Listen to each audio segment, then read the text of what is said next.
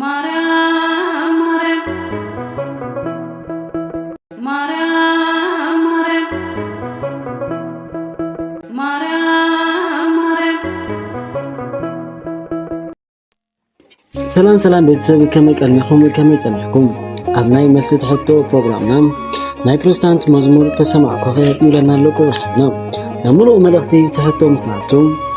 ሃይስኩል ተማሃራይ ከለኹ ተኸታሊ ፕሮቴስታንት መሓዛ ነይሩኒ ሓደ እዋን ሞባይል ብምውፃእ ናቶም መዝሙር ጋብዘንሞ ደስ ክብለለ ይሰማዕ ነይረ ሕጂ ካምፓስ ምስኣተኹ ግን ምስ ኣዕሩኽተይ ዘስማዕማዓሉ ሓደ ነገር ተፈጢሩ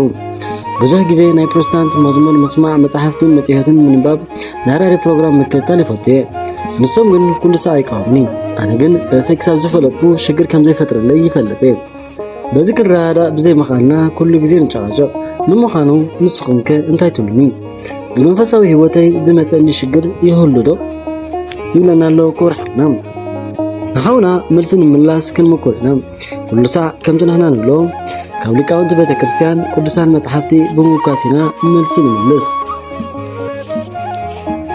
ቁርሓወይ ከምዚ ዓይነት ሽግር ኣባኻ ጥራይ ዘይኮነ ናይ ብዙሓት መንእሰይ ሽግር እዩ ርእሰይ ክሳብ ዝፈለጥኩ እታ ሽግር ኣለዎ በማለት ናይ መናፍቃን ዝኾነ ነገር ኩሉ የዘውትር እዮም ይኹን እምበር ንግዜ ወላ ሓደ ሽግር ከም ዘይብሉ መሲሉ ተተራእየካ መዘዙ ግን ብዙሕ እዩ ሓደ ሰብ ዕለት ዝሰምዖ ዘንብቦ ናብ ልቦኑ ኣትዩ ቀስ በቐስ ዳሸርሸረ ዳፈሓቐ ባዶ ይዘትርፎ ውሽጡ ተበሊዑ ምስ ተወደ ብቐሊሉ ይወድቕ ምናልባት ቃል እግዚአብሔር ስለዝኾነ ምስጋና ንእግዚአብሔር ስለዝኾነ ተሽግር ኣለዎ ይበሃል ይኸውን ከም ዝበሃል ድኽመትን ናይ መናፍቃን ትምህርቲ መርዚ ካብዚ ምፍላጥ ዝተላዕለ እዩ ነዚ ጌታና በወንጌል ደቂ መዛሙርቱ ካብ ፈሪሳውያን ካብ ሳዱቃውያን ተጠንቀቁ ተዓቀቡን ዝበሎም ኣብ ማቴዎስ ምዕራፍ 16 ቁጥሪ 6 ኣብዚ ከተስተውዕሉ ዝግባእካ ክብርሓወይ ናቶም መዝሙር ዳሰማዕካ ጽባሕ ሓቢርካ ምዝማርካ ይተርፍን ትምህርቶም እንዳንበብካ ዳሰማዕካ ብዝመጻኻይ ቁጽሪ ምስቲ ንስኻ ትኽተላ ሃይማኖት ተሓዋዊሱ ትክክለኛ ሃይማኖት ወይ ናይ መናፍቃን ሃይማኖት ትምህርቲ ምፍላይ ከሸግረካ እዩ በዚ ነገር ካብ ቤተክርስትያን ተፈልዮም ዝተረፉ ሰባት ውሕዳት ኣይኮኑን ናይ መሓዙትካ ስጋት ካብዚ አንጻር ስለዝኾነ ንዓኻ ሓሲቦም ብምዃኖም ምኽሮም ተትሰምዑውን ጽቡቕ እዩ ብተወሳኺ ሓደ ሰብ ተዘይብሉ ተሲኢኑ ናብ ናይ ሰብ ዘምራ ስለዚ ንስኻ እንታይ ኣጽኒዕካ ናይ ካልእ ንሕዋስ ደሊኻ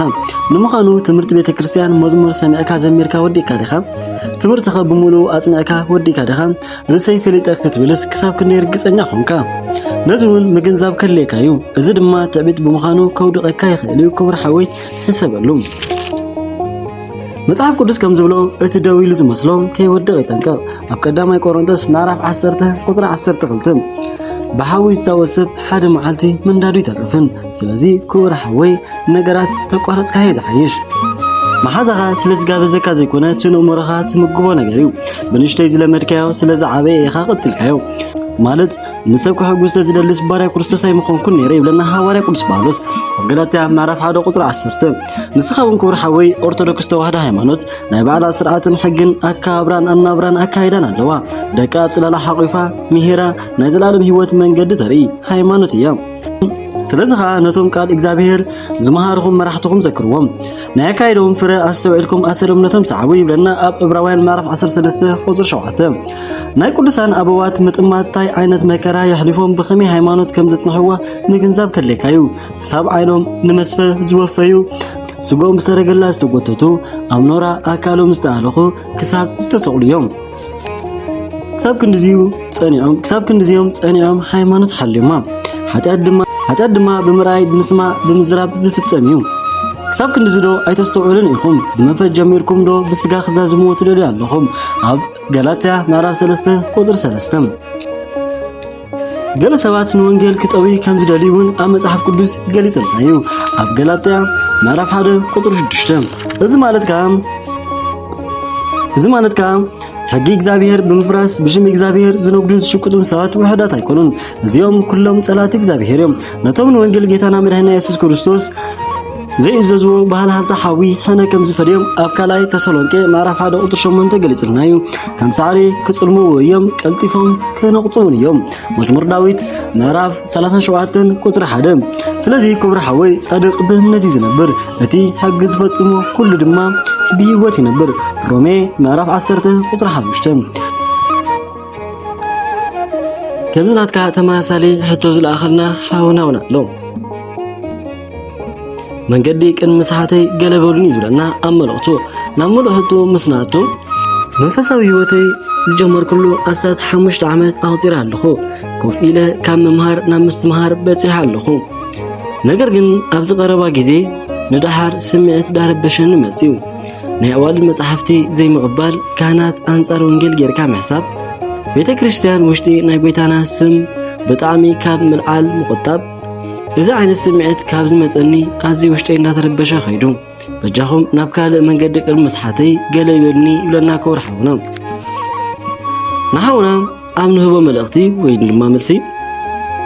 መንፈሳዊ ህይወት ብፈተና ዝተመልአ ብምዃኑ መንፈሳውያን ሰባት ብፈተና ኣይፍለዮምን እዩ መንፈሳዊ ህይወት ካብቲ ጅምሮ ኣትሒዙ ክሳብ ሕልፈተ ዘጋጥም ፈተና ኩሉ ሰብ ብዓቕሙ ዝተመጣጠነ ዘጋጥሞ ክቡር ሓወይ ንስኻ እውን ብመጠንካ ፈተና እንተገጠመካ ሕጂ እውን ዓቕሚ ነብስኻ ፈተና ይሂብካ በዚ ድማ መጀመርታ ግዜ ዝተፈተንካ ሰብ ኣይኮንካን ፈተና ዝተዓወቱ ብዙሓት እዮም ከምኡውን ዝወደቑ ብዙሓት እዮም ኣርዮስ ጎይታና ኢየሱስ ክርስቶስ ፍጡር ብምባሉ ብምጥርጣሩ ዝገጠሞ ፈተና መስዓር ምሳነ ዝወደቐ መቅዶንዮስ መንፈስ ቅዱስ ሳን መቅባሉ ይወዲቁ ንስጥሮስ ክልተ ባህሪ ብምባሉ ማለት ይወዲቁ ሉተሮምን ቅዱሳን ኣይማልኒም በማለት ይወዲቁ ስለዚ ክቡር ሓወይ ንስኻውን ብመጠኑ ዝተፈለየ ፈተነ እንተኾነ ተገጠመካ ከምናቶም ፈተና ትፍተን ኣለኻ ተበልና ምግናን ኣይኮነን ምናልባት እዚ ፈተና ብዝኾነ ምኽንያት መፂካ ክኸውን ይኽእል እዩ ገለ ካብቲ ምኽንያት ምስ ንጠቅስ ድማ ካልእ ምድናቕ ምስ ትጅምር እቲ ናትካ ምፅላኢኻ ትጅምር ብእምነት ብስርዓት ዘይራኸቡ ሰባት ትምህርቲ ምንባብ ስብከቶም ምስማዕ ምስኦም ጥቡቕ ርክብ ምግባር ምድናቕ ወዘተ እዮም ዝጅምሩ በቲ ካልኣይ ቤተ ክርስቲያን ኣከባቢ ዝፍፀሙ ሓደ ሽግራት ብምምልካት ተስፋ ብምቑራፅ ናብ ካልእ ክፉእ ሓሳብ ብምእታው እዩ ናይ ኣዋልድ መፅሓፍቲ ትርጉሙ ዘይኮነ ገጹ ኣንቢብካ ምርኣይ ምምልካት ይኸውን መንፈሳዊ ጽሑፋት ብናይ ስጋ ትርጉም ዝምልከቱ ሰባት ምሕዝነት መፍጣር እዚ እውን ንፈተና ከቃልዐካ ይኽእል እዩ ይኹን እምበር ናይ ኣባ ገርግስ ዘጫጊን ሰዓታት ወይ ቅዱስ ያሬድ ዱጋ እናጸሙ ድጋ ቅድሚ ምንዓካ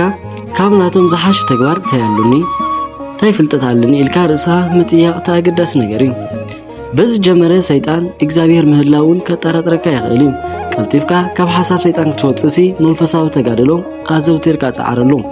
ሓደ ኣብ መርከብ ንምጥሓል ሓደ ጥብታ ምእተው ቀዳዲ ዘድልያ እዚ ማለት ማይ ዋሂሉ ነታ መርከብ ይዘጥሓላ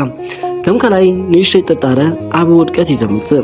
ምናልባት ንእሽተይ ምዝራብ ዝጀመረ ናይ ሃይዋንን ትገበልን ክሳብ ንጎይታና መድኃኒትና ኢየሱስ ክርስቶስ መኽሓድ ይመጽእ ስለዚ ንእሽተይ ነገር ፈቓ ንሰይጣን ድልያ ትኾን እሞ ነዚ ድማ ምጥንቃቕ ክልካ እዩ ኣዘውቲርካ ብጸሎትካ ዳብርትዕ ለሕዋተይ ተመልስልኩም ክኸውን ተስፋ ይገብር ቤተሰብ ንሕዋትና ይጠቅም ይዝበልኩሞ ብመንገዲ ኮመንት ክትጽሕፍሎም ትኽእሉ ኢኹም ንሕና ኣብዚ ተፋይናኩም ኣለና ስብሐት ለእግዚአብሔር ደሓን ኮኑ ላይክ ሰብስክራይብ ኣይትርስዑ